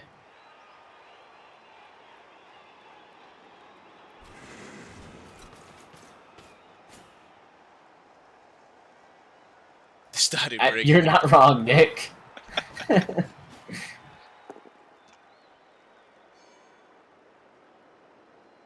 With Paul Gastronomy, I'd actually like to see the fall here. Oh, absolutely.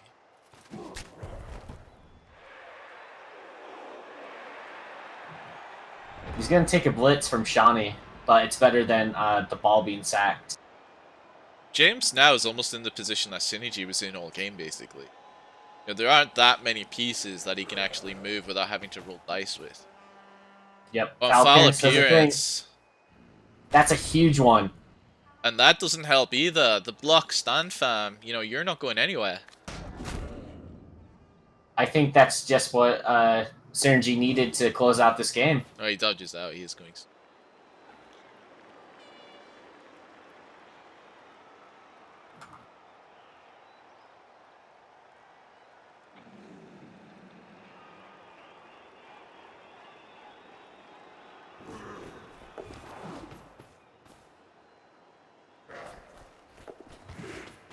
I forgot he was playing Elf Chaos. Yeah, we're seeing a lot of dodges now, aren't we? That is 5 for 5 on dodges.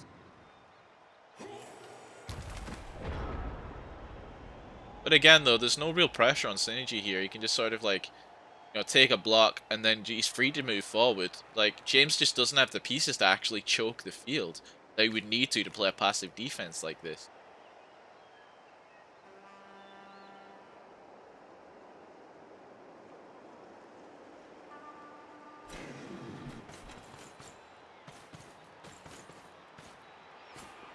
Chaos Elves, sign me up.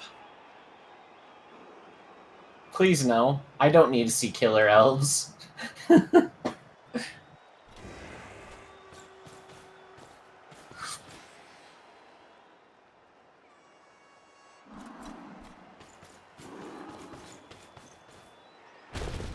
blitz is going on to Scrip here. Oh, follow through. Bit shocked at that. He hasn't shown any affinity for piling on in overtime. And here it comes. No break.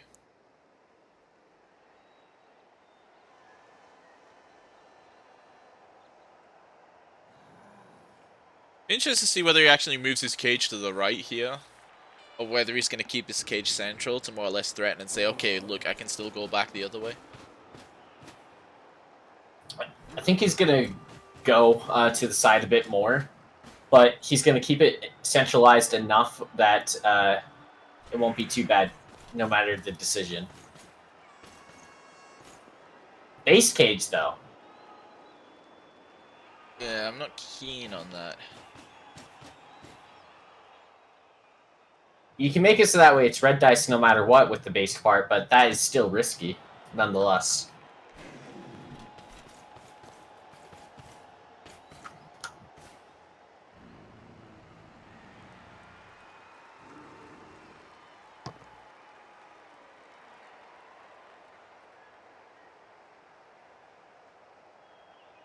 In a way, though, this next turn from James is the big turn.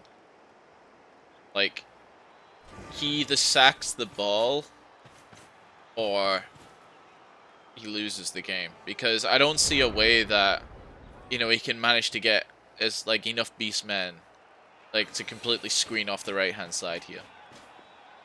Why are you moving that piece there and not towards the potential fight? It's a small thing, but I just don't see the point of going straight to the middle of the field.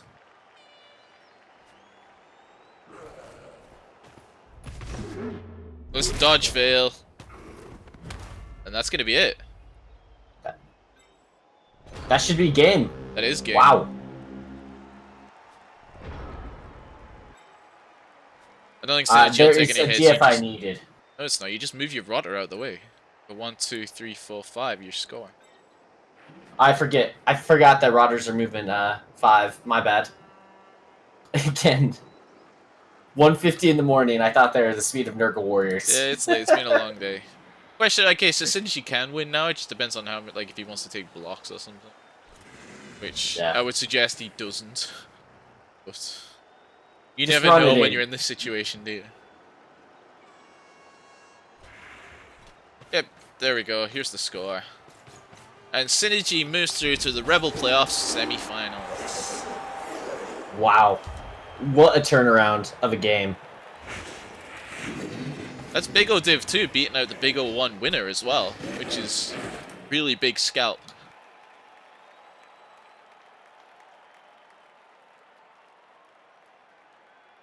Turn 23 foul. Yeah, John, that's why you don't make playoff.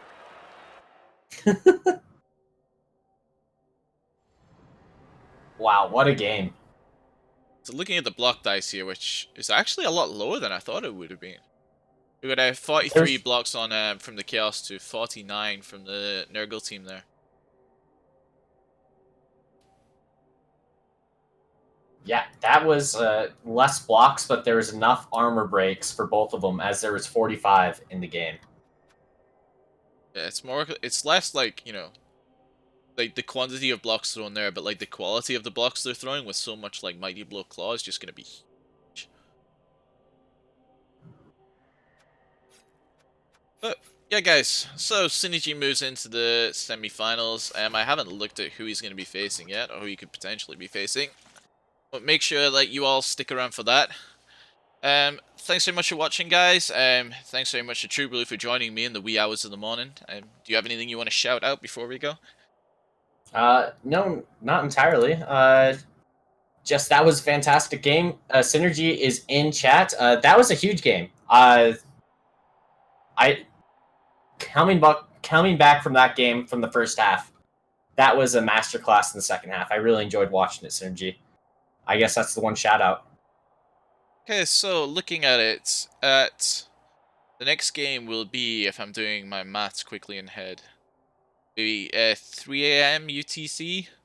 We have a Challengers Cup game between the Conspiration Entropique and the Horn Stars.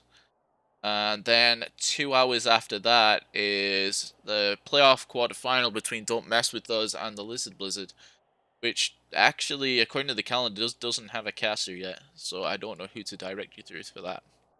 But anyway, guys, thanks so much for watching. Keep watching all the playoff news. It's been one hell of a season. You know, we're ramping up into the final 2 weeks. It's going to be massive. So once again, guys, thanks so much for watching, and I'll see you all next time. Bye-bye.